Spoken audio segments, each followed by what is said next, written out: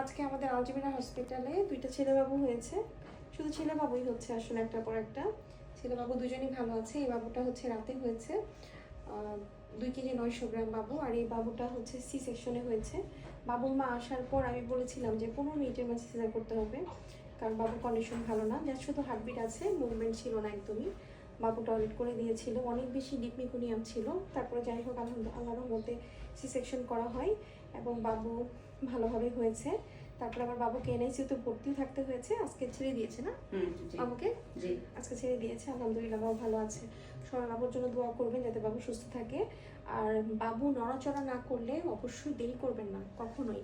সেটা রাত্রি কয়টা বাজে, মানে আমার পেশেন্ট যদি হয় তাহলে রাত্রি কয়টা বাজে দেখার দরকার নেই। বাবু নড়াচড়া করছে না মানে চলে আসবেন, ঠিক আছে? কারণ এই বাবুটা নড়াচড়া করছিল না অনেকক্ষণ যাবত, ওরা আসতে একটু দেরি করে ফেলে। আসার পর আমি ডিসিশন নিতে দেরি করিনি কিন্তু, যে আবার নর্মালের জন্য, কারণ ওনারা চাচ্ছিল নর্মালের জন্য, কিন্তু নর্মালের জন্য চাইলে যে সবসময় নর্মাল হবে এমন না। এইসব কারণেই কিন্তু সি সেকশন, সিজার তো করতে হয় কিছু কিছু ক্ষেত্রে। প্রয়োজনে তো সিজার করতেই হবে, অপ্রয়োজনে সিজার না, ঠিক আছে? এই সিজারটা খুবই প্রয়োজন ছিল, আদারওয়াইজ বাচ্চাটাকে আমরা বাঁচাতে পারতাম না। তো যাই হোক, আল্লাহর রহমতে বাবু এখন সুস্থ আছে। সবাই বাবুর জন্য দোয়া করবেন। আর যে যেখানে আছেন সেখান থেকে নর্মাল ডেলিভারির চেষ্টা করে যাবেন, দেখবেন যে নর্মাল ডেলিভারি হয়ে যাবে।